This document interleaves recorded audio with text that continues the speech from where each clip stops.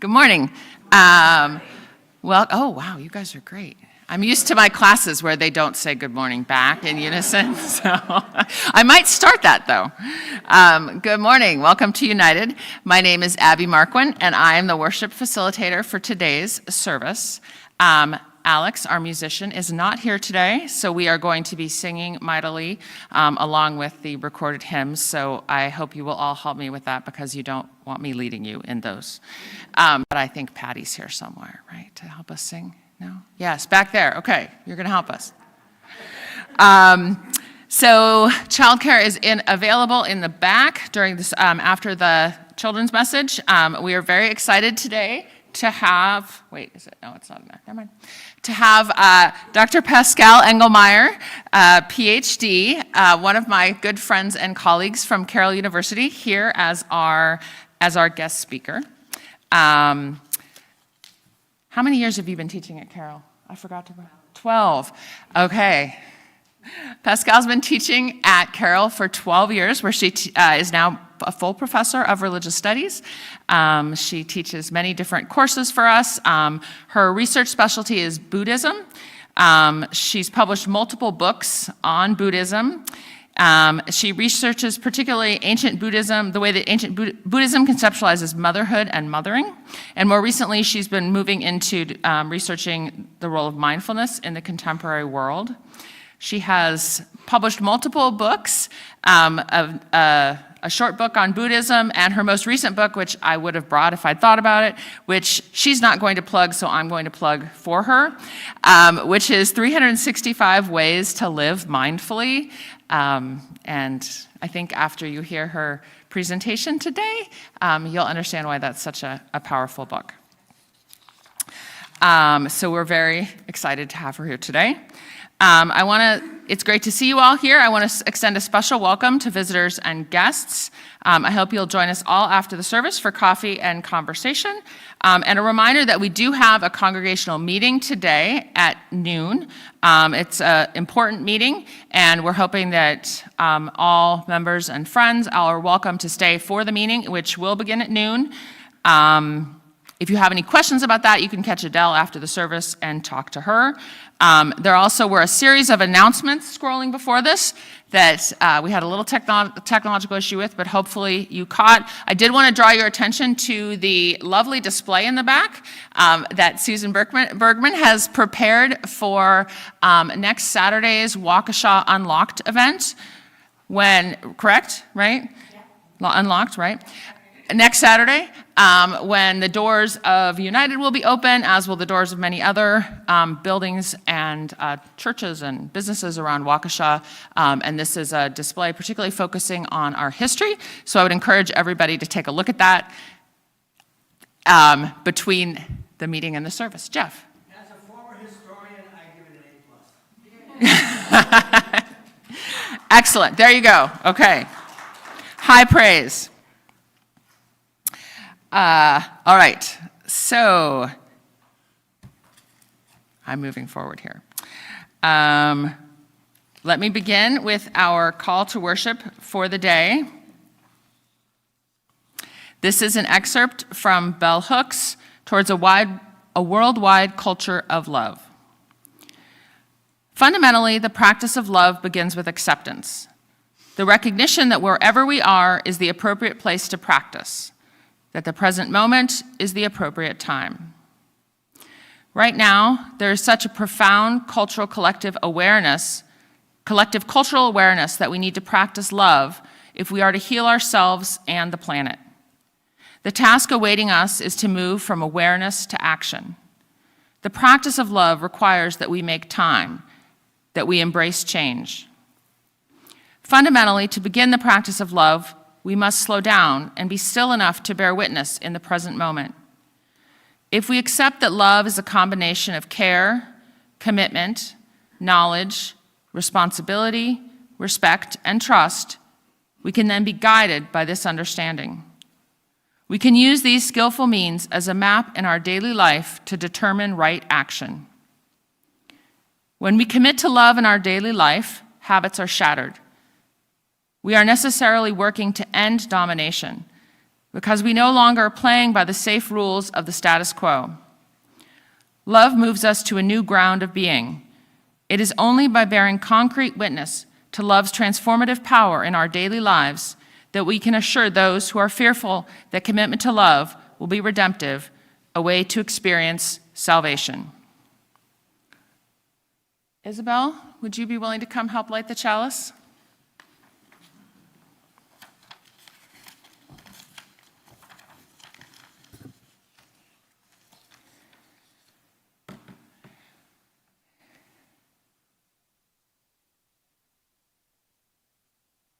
Each Sunday, we light our flaming chalice, a symbol of our Unitarian Universalist faith. Please join me in saying the words here on the wall. May this flame kindle within us the warmth of compassion, the glow of love, the fire of commitment, and the light of truth. Here together, we scatter and nurture seeds of spirit, service, and community. Please join in singing hymn number 347.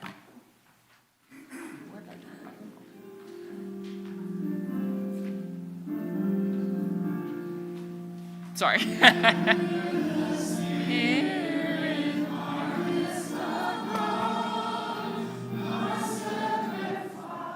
Oh no, I messed up. I was trying to get the word.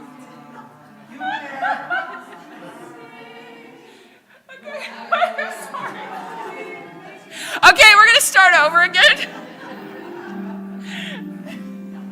I was trying to get the words, which are clearly not there. The Spirit harvests the ground, our sacrifice will kindle one flame. Witness the mystery of His Son. Rise in this light, appear on the scene. Gathering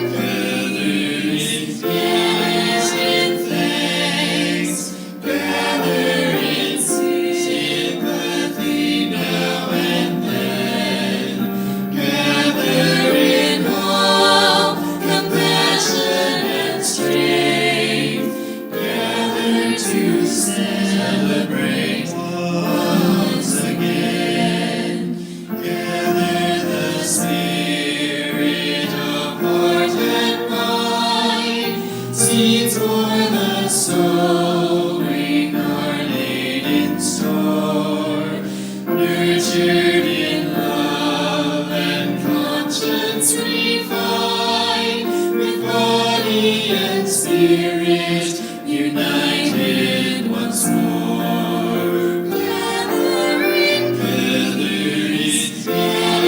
in thanks, gather in sympathy now and then, gather in hope, compassion and strength, gather to celebrate once again, gather the Spirit growing below, drawn by the moon and fed by the sun, winter to spring and summer to fall, the chorus of life resounding in all. Gathering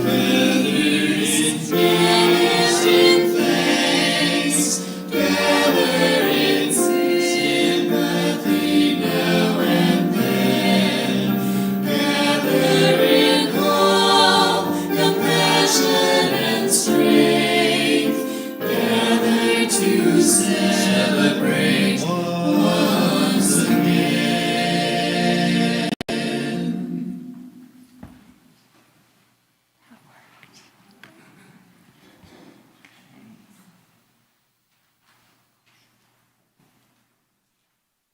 Is that working? All right. We celebrate our community and gather together by marking milestones in our lives, by sharing our joys and sorrows with each other and with this community. I ask anyone that would like to share a joy or a sorrow to come up here, state your name, and share with us, and then you may place a stone in the bowl and let the water and the ripples carry your thoughts away. Did I miss anything? Yes.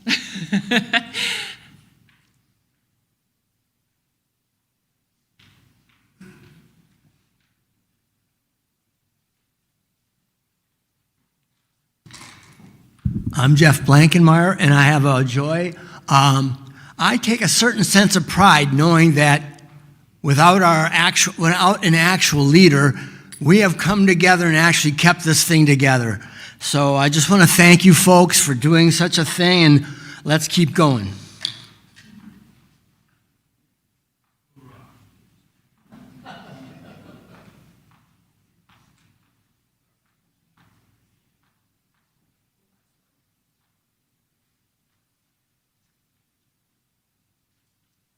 Good morning. My name is Denise. I have a couple of things. One from Mike DeWicki. Today is Jamie DeWicki's birthday. I think she's 45. You don't know? Her and my daughter are best friends, and they've been since they were little kids. And anyway, I have a couple of I do, because then I know how old I am. One of my joys is that my granddaughter who lives with me, she's had serious illness over the last month. She got RSV, and she's had a lot of respiratory problems, been in and out of urgent care, and we're treating her, and she's finally feeling better. One of my sorrows is that the anniversary of my husband's death is coming up, and the anniversary of our wedding. And this month, my hand swelled up because of arthritis, and I had to have my wedding ring removed. But I do keep it still with his. So there we go.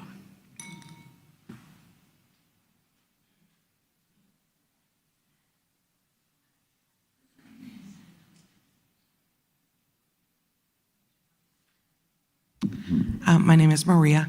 At work on Friday, we had an in-service, and we had to do CPR AED training.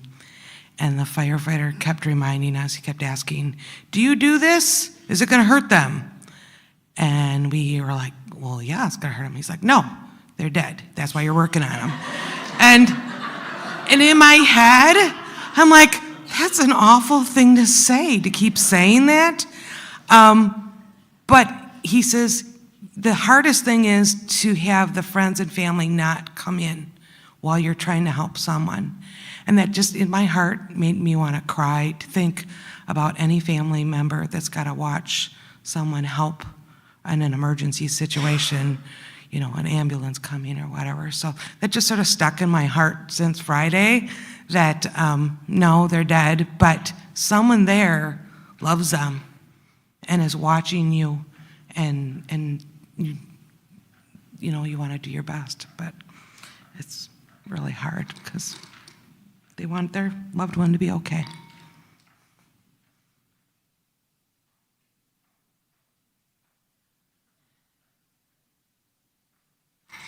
I'm Stuart. I'm here by myself because Paula's at home with her mom. It's kind of a bittersweet sort of situation. We just got back from a wonderful little European river cruise, but on the last day of our trip, Paula's mom had an acute episode of some heart failure, ended up at the hospital, and she's now back home, but we've got her on hospice care at home. So who knows how long this is going to go on, but it'll be what it'll be.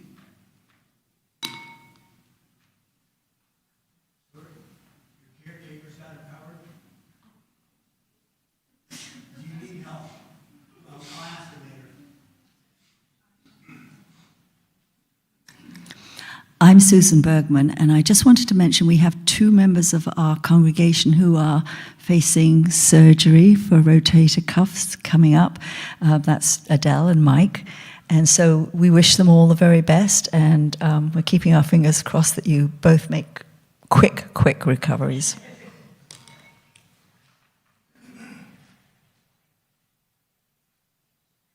Hi, I'm Ellen, and this stone is for my friend Jackie. She's having some communication issues, I guess I would say, with one of her daughters.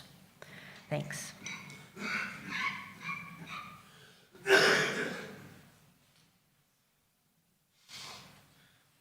I'm Sheil, and this is Zoe. She'll be my rock person. So a little bit of bad news to share. My aunt Jeannette who lives in France. She passed last week. She's been in dementia care unit for several years, so in some ways kind of left us a couple years ago. But so this stone is for her, and more importantly for my mom who is there for the funeral, and then her surviving children, Valérie, Olivier, and Didier. Okay, put the stone. All right, let's go.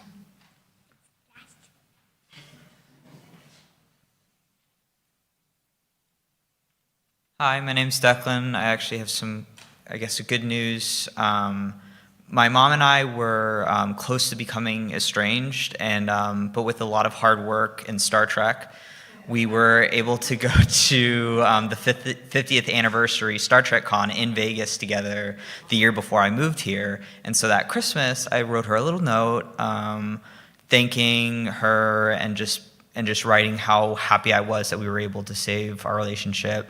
And she thought she lost it, but today she found it. And so, yeah, that was just sweet of her to text me about.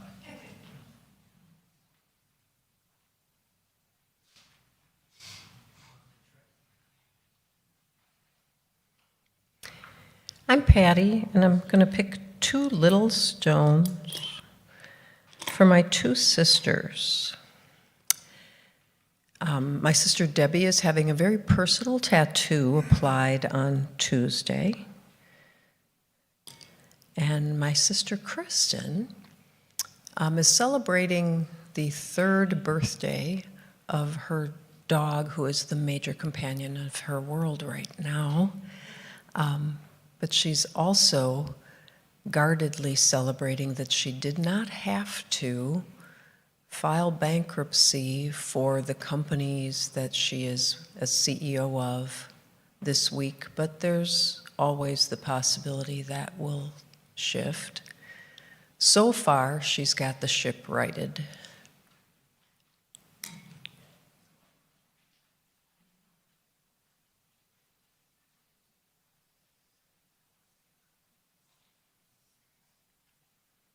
Oh, I have to take a big one. Hi, I'm Diane, and I'm just back from a wonderful, wonderful week in Mallorca, Spain, which is an island in the Mediterranean Sea. And if you haven't gone there, I highly recommend it. I was there on a women's retreat, and it's just fabulous to be in a place where you don't have any responsibility but for yourself and all this time and space to relax, to do work. And it just really hit home the power of a group of people coming together in faith and intention, the energy that you can create for healing and transformation, kind of like this group here.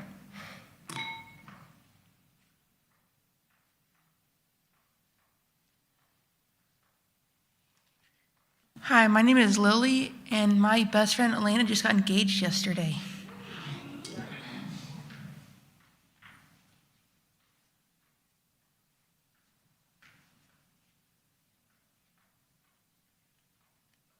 Hi, I'm Michael. I just wanted everybody to keep Alex Romashko in your thoughts and prayers. He has one more chemo thing, but he can barely walk, Marcia said. So it's obviously really hitting him hard, so just keep him in her. The last scan showed that the tumors were getting smaller and there were no new ones, but, just keep him in your thoughts.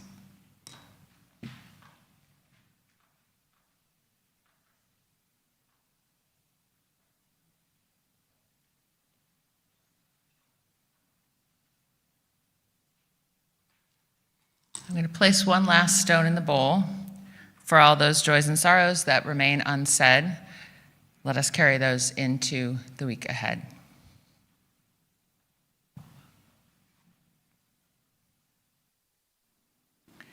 Please join in singing our response.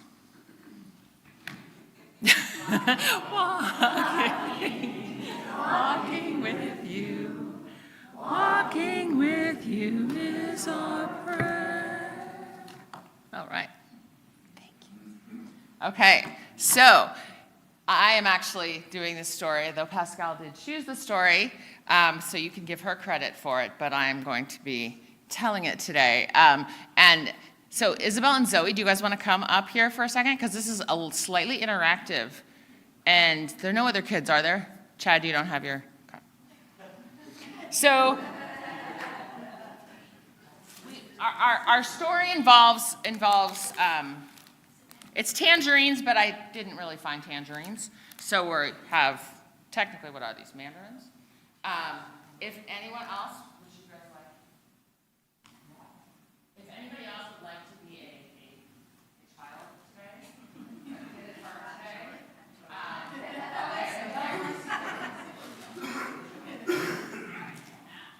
All right. Yep, you guys can sit up here, that's fine. Or if you want to take them down. Excellent. Does anybody else want? We can deliver those.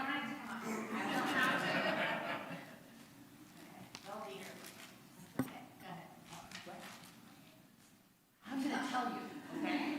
I'm going to tell you about it. How's that sound? Does that sound good? I think Molly's going to be sad she's missing out on this too.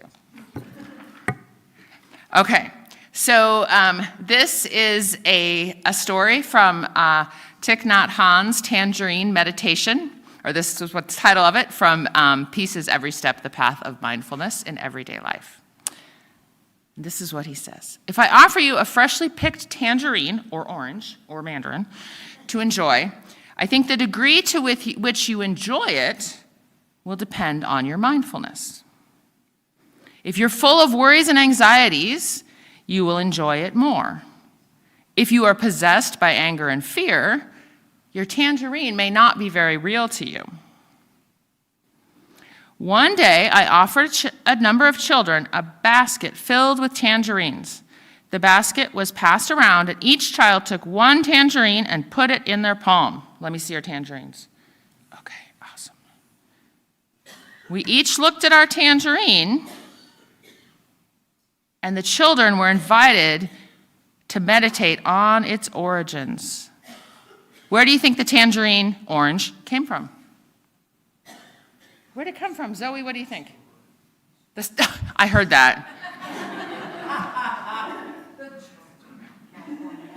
Originally, not the basket at Pick and Save that I grabbed it from.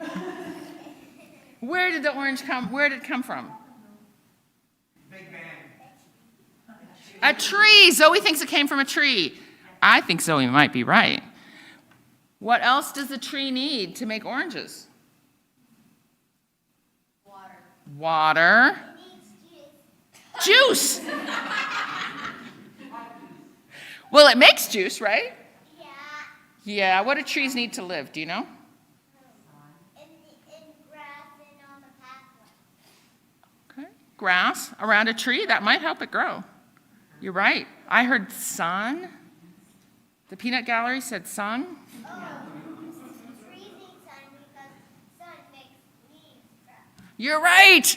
Sun makes leaves grow. All right, Zoe. Okay. So, with some guidance, I'm going to tell you what the children began to visualize the blossoms in the sunshine and in the rain. They saw petals falling down and tiny green fruit appearing. The sunshine and the rain continue, and the tiny orange grows bigger, right? It grows and grows. Then somebody picks it, and the orange is here. All right, so now I'm going to invite you to slowly peel the orange. Can you guys peel your oranges? But you only need to peel it one night. Oh, you just need it started? Uh-oh, we'd have a slight problem with where to put the tangerine peels.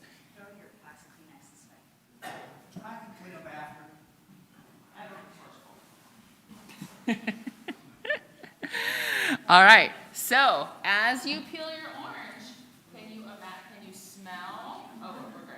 We've got all kinds. So much help. What is it? Does it smell good? Zoe, can you smell your orange? And Isabel, does your orange smell good? Yes. So does mine. Adele, does your orange smell good too? All right. Patty, your orange smell good? All good? Maybe? Okay. All right. So you can peel your orange and smell it. And then take a bite of your orange. Feeling the texture, fully aware of the texture and the taste and the juiciness that you might need a Kleenex to help you with. There you go.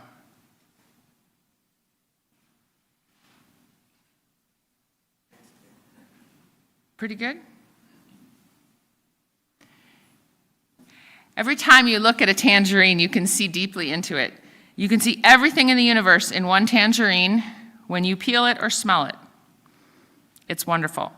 You can take your time eating a tangerine and be very happy. And that's my story. You can take some napkins and we will provide the tangerines will be downstairs. The orange.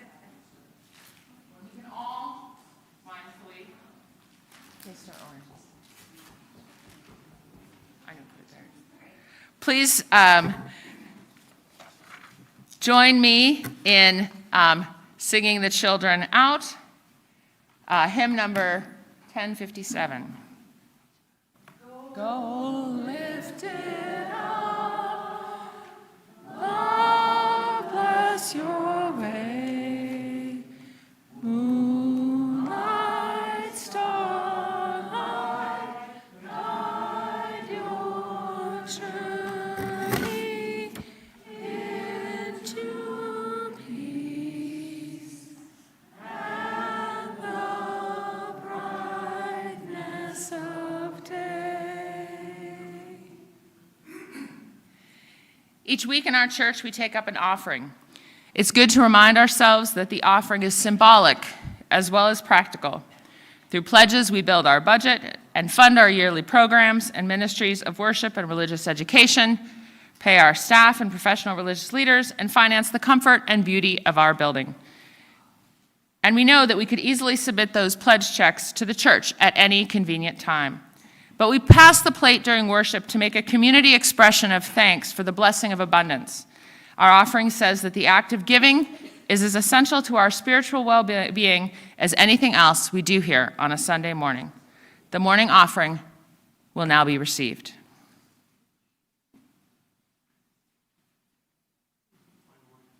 There we go, yeah. You can join us in singing, right? Hymn 402.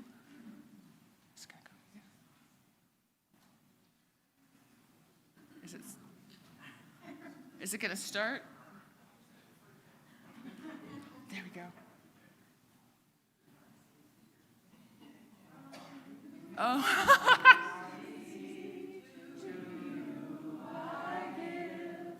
Together we share, and as we live, from you I receive, to you I give. Share, and from this we live.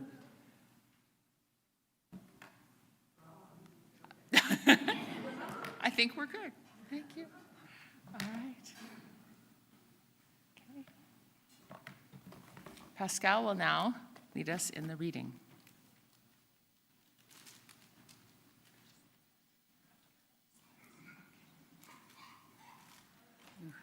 Not quite the same height. Okay. I'm going to read the Satipatthana Sutta. It's the Buddha's discourse on establishing mindfulness. This is what I've heard. Once, the Buddha was staying in the country of the Kurus in a small town called Kamasadama. There, the Blessed One addressed the monks. "Monks," he said.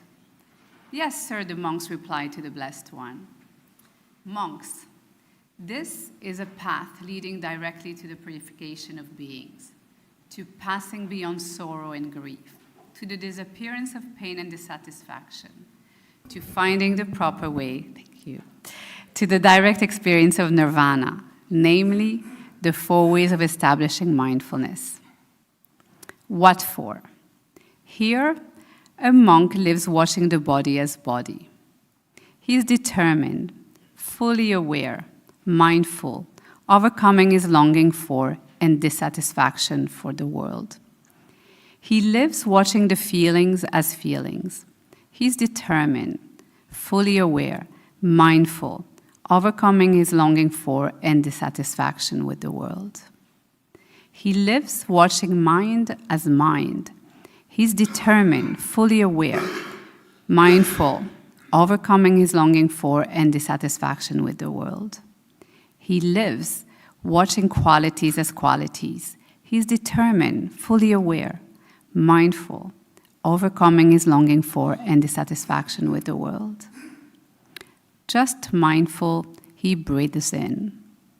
Just mindful, he breathes out. He practices so that he can breathe in, experiencing the whole body. He practices so that he can breathe out, experiencing the whole body. He practices so that he can breathe in, calming the activity of the body. He lives watching the way things arise and the way things pass. He lives watching the body as body. He lives watching the feelings as feelings. He lives watching the mind as mind. He lives watching the qualities as qualities. Monks, if anyone should cultivate these ways of establishing mindfulness in this way for 7 years, for 6, for 5 years, or even for 7 days, 1 or 2 results can be expected: nirvana here and now, or nirvana in the next life. This is what the Buddha said. Gladdened, those monks felt joy at the Blessed One words.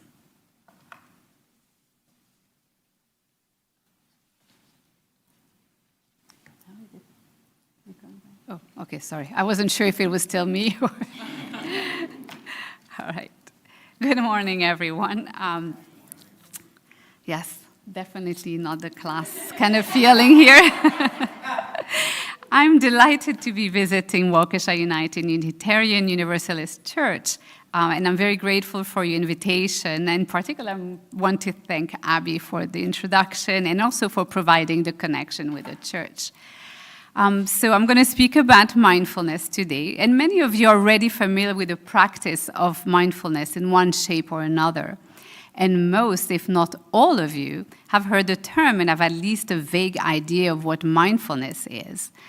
So mindfulness has become a buzzword that appears in all kinds of environments, from the kindergarten classroom to the corporate boardroom.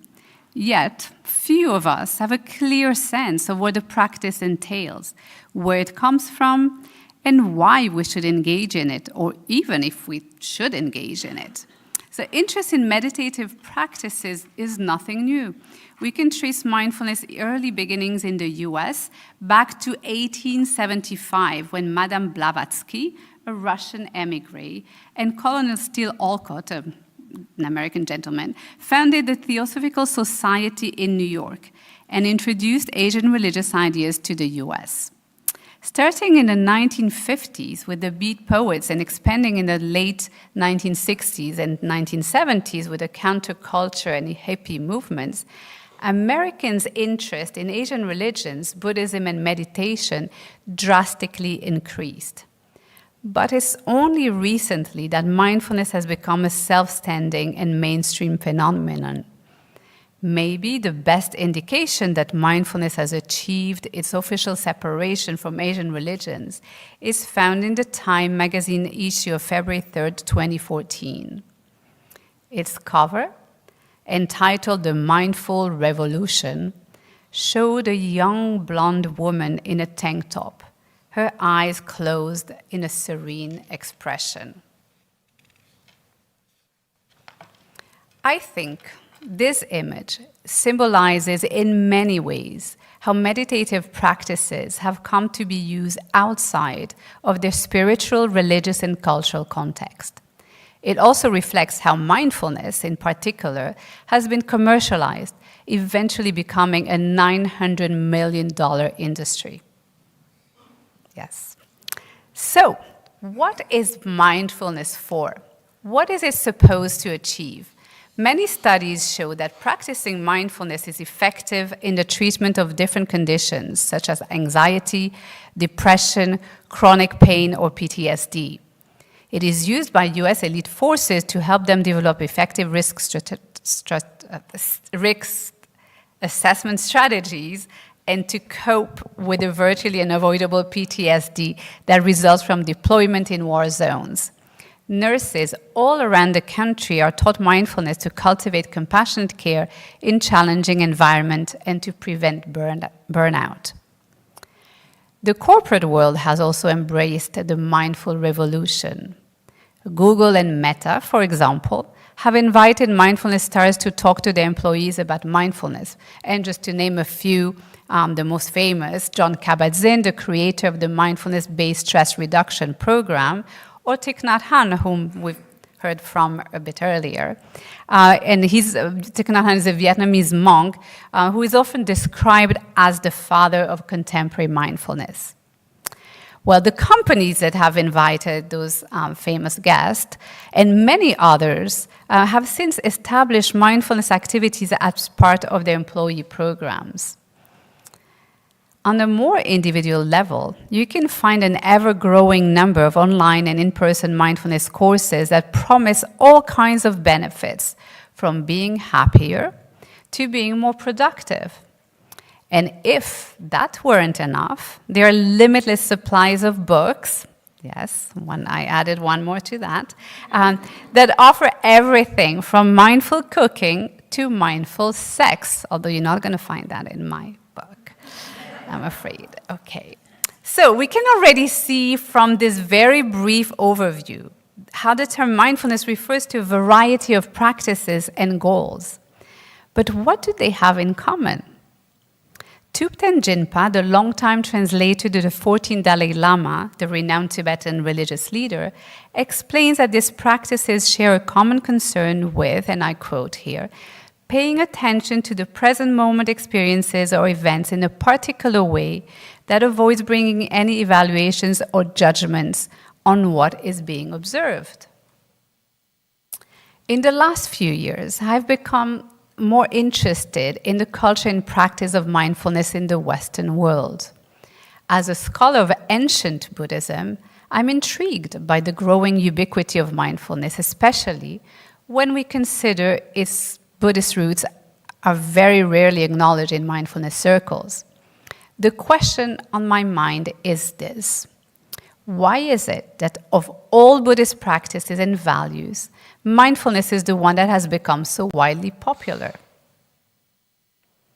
I suggest that it is not by accident that mindfulness, understood as a practice of active attention to the present moment, has risen to such prominence in the last 20 years. When we chart the rise of mindfulness along with that of the internet, from its introduction to the public in the early 1990s to the arrival of social media in the early 2000s, we observe an uncanny correlation. So, bear with me as I give you some data. Between 1982 and 2006, fewer than 100 scholarly articles a year mentioned the term mindfulness. Between 2007 and 2021, more than 2,000 articles a year included the term. This is a 1,900% increase. In fact, the greatest increase has happened since 2016, nearly 3,000 articles a year. Well, since academic interest is usually the tip of the iceberg of what goes on in the real world, a nearly 2,000-fold increase in academic journal articles is a sure sign that mindfulness has become a very widespread practice. So here is the uncanny correlation. In 2003, MySpace was launched. Anybody remember MySpace? Okay. In 2004, it was Facebook's turn, now called Facebook is still Facebook, but the company is called Meta now. In 2007, the iPhone was unveiled on the world scene and not only changed forever our understanding of what a phone is, but also transformed the internet and digital media so that they now pervade every aspect of our lives. I'm not exaggerating. Here is some more data. And here you want to pay attention to the dates. In 2010, 53 million Americans, 23%, owned a smartphone.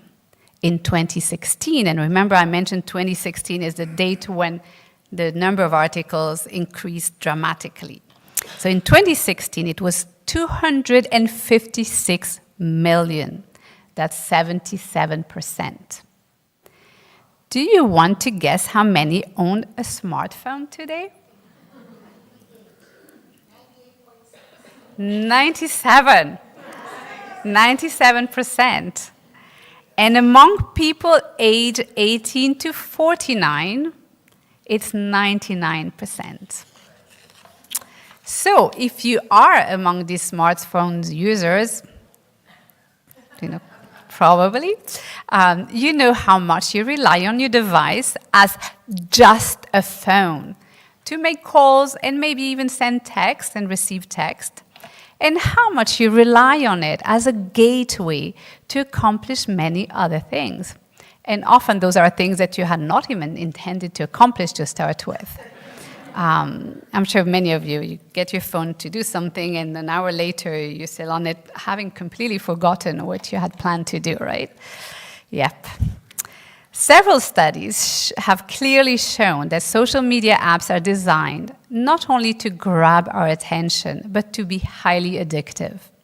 They trigger the brain's reward system, releasing dopamine, the feel-good hormone. The impact on the brain of smartphone use, and especially of social media apps, has been compared by psychologists and researchers to that of drugs like cocaine. And it is particularly harmful to children and teenagers whose brains are still growing. On the other side of the lifespan, social media use in older adults is correlated with higher risk and incidence of depression. So, why do I bring these depressing numbers and studies to our attention today?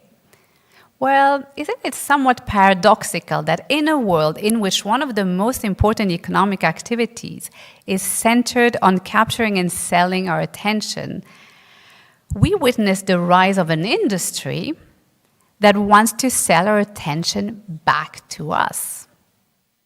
As a quick aside, the social media industry is valued at $50 billion a year. 50 billion, right? That's greater than the GDP of more than half of all nations in the world. Well, the estimated 900 million worth of the mindfulness industry pale in comparison, of course. But if you think about it, right? It is a jaw-dropping figure. Consider that these mindfulness practices were developed in a monastic, mendicant tradition for the ultimate purpose of giving up worldly attachments. So, back to the uncanny correlation between the rise of mindfulness and social media. Maybe it is not so uncanny after all.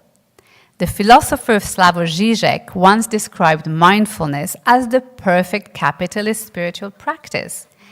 It is all about me, my happiness, my well-being. It doesn't require me to do anything for anyone. It doesn't require community, and it is eminently marketable. Apparently, these days you cannot practice mindfulness properly without a handcraft cushion, a cashmere shawl, a bronze bell, and some Zen tea.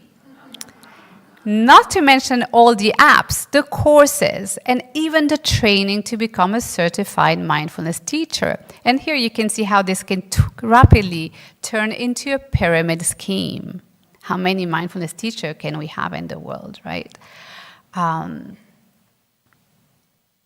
Yet, despite this grim description, there is no doubt that mindfulness can be helpful. Medical and behavioral research shows that it has many benefits, whether on physical or mental health. The MBSR program, the Mindfulness-Based Stress Reduction Program I mentioned earlier, for example, is now widely used to help patients cope with chronic pain and avoid the addictive use of opioids, something that is becoming more and more important today.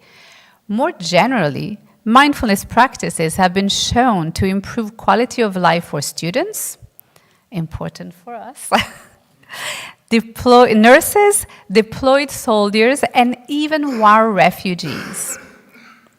And however, despite mindfulness benefits in many contexts and for many purposes, none of these contexts or these purposes are related to the original Buddhist context and purpose. Many of them, in effect, conflict with or negate mindfulness' original goal. Some of them even corrupt what it truly is in its Buddhist context, I have to say. Thupten Jinpa, quoted him earlier, argues that secular mindfulness and Buddhist mindfulness are birds of different species, and that they should not be mistaken one for the other. Although the practice of paying attention to the present moment is not inherently or exclusively Buddhist, mindfulness as it is used today was developed based on Buddhist principles and practices. To better understand the issue with these contemporary secular practices, we need to consider what kind of bird Buddhist mindfulness is. The root source of Buddhist mindfulness practice is found in a text that I read an excerpt of earlier, the Satipatthana Sutta, which in English is the Buddha's discourse on establishing mindfulness. This text is a sacred religious text whose purpose it is to teach the way to nirvana.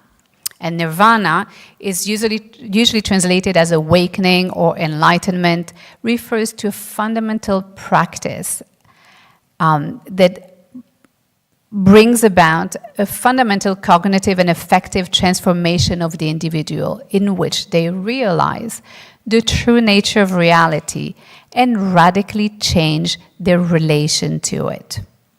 They understand that existence is impermanent, and as a result, they let go of their attachments and cravings. In Buddhist terms, they become a Buddha, an awakened being. So you may remember that in the excerpt I read, the Buddha instructs his monks to observe the mind, the bodily sensations, feelings, and mental qualities as they arise and subside. As the monk observes bodily sensations, feelings, and mental qualities, he observes that they come and go and nothing more. Well, this realization is more profound and transformative than might appear at first sight. The text intimates that all that we take as constant, solid, unchanging, and enduring is only a constellation of fleeting moments that arise and dissolve continuously. Crucially, this is all there is to existence and nothing more. When we grasp at the idea that there is something permanent, we ignore the true nature of reality. When we see ourselves as a stable and enduring self, we ignore the true nature of the self. This, in turn, causes us anguish and distress, especially when our expectations of stability and certainty are shattered again and again. Our health fails, youth becomes old age, ultimately we die. What applies at the level of each discrete moment applies to life, to seasons, to the earth, to the universe at large. It applies to individuals and communities, to societies, countries, and civilizations. The Buddha described this as suffering. Suffering is inescapable because it is in the nature of all things to change and end. From a Buddhist perspective, realizing this truth and letting go of attachment is an experience that transforms how we relate to ourselves, to others, and to the world. We no longer live in the delusion of stability and permanence, in the delusion of separation and independence. Instead, we accept the world the way it is, broken, ugly, painful, but also full of beauty, joy, wonder. We accept that suffering, change, and interdependence are part of existence, and that, while we cannot end suffering, we can seek to alleviate it. We don't try to change the world to suit our views. Instead, we put our efforts into doing the right thing. So here is where secular and Buddhist mindfulness part ways. Secular mindfulness is really only concerned with one's own well-being and happiness here and now. Secular mindfulness does not dictate or even recommend any values to its practitioners. Secular mindfulness purpose is to achieve relief from mundane afflictions, not to transform them. Within a capitalist logic, mindfulness becomes a product to be sold on the market for a profit and a tool to create, hook, and retain a customer base. So Buddhist mindfulness, on the other hand, is characterized by a specific ethical framework and its two paramount virtues of compassion and wisdom. Compassion is the guiding virtue of our relations with all beings and manifests as the desire and endeavor to relieve everyone's suffering. Wisdom is the light that allows us to discern what will serve to relieve suffering in particular settings. In this context, then, mindfulness is the awareness that allows us to develop wisdom and to put compassion in practice. Buddhist mindfulness is inseparable from these two ultimate values. And although these values are not unique to Buddhism, the way they are conceptualized is, in particular, Buddhist wisdom point not only to the transient, impermanent nature of all things, but also to their inevitable interdependence. As Thich Nhat Hanh explains to us and to children, all is contained in a flower or a tangerine. A flower or a tangerine contains the universe, the soil, the air, the sun, and the water that made it grow and bloom. So in fact, a flower does not exist independently of everything else. Just like a flower, a human being does not exist independently. We don't exist independently. Not only are we connected to our ancestors and our families and friends, but anything we do at any time in our day is dependent on other people's existence. When we switch on the light in the morning, when we eat, when we drive, when we work, when we throw away garbage, all our daily activities bind us to a web of interconnectedness with the rest of the human and non-human world, past, present, and future. This truth requires that we act in a certain way from a Buddhist perspective, even when we have not yet realized it. That way is compassion. When we take away the ethical framework of mindfulness, we are left with a hollow shell that is no more than a mere life hack to make us feel better. How can we then resolve this tension between secular mindfulness and Buddhist mindfulness? At a fundamental level, we don't have to be or become Buddhist to accept the truth of impermanence and interdependence and the urgency that this realization places on us to act with compassion. Dr. Reverend Martin Luther King Jr., for example, expressed this beautifully in his commencement address at Oberlin College in 1965. All humankind is tied together, he said. All life is interrelated in a single garment of identity. Whatever affects one affects all indirectly. This is the interrelated structure of reality. When we practice mindfulness by acting truly mindfully, that is, when we consider the impermanent and interdependent nature of our existence, and we're compassionate towards all that is not me, we also necessarily act on these values in every moment, every interaction, and every aspect of our lives. Being truly mindful is not about alleviating our individual suffering merely for the time it takes our sleekly designed mindfulness app to ring its virtual bell. Being truly mindful is not a quick fix. It deeply transforms our understanding of the world and our relationship to all beings. It is a path to enduring peace that everyone, not just Buddhists, can walk. Thank you.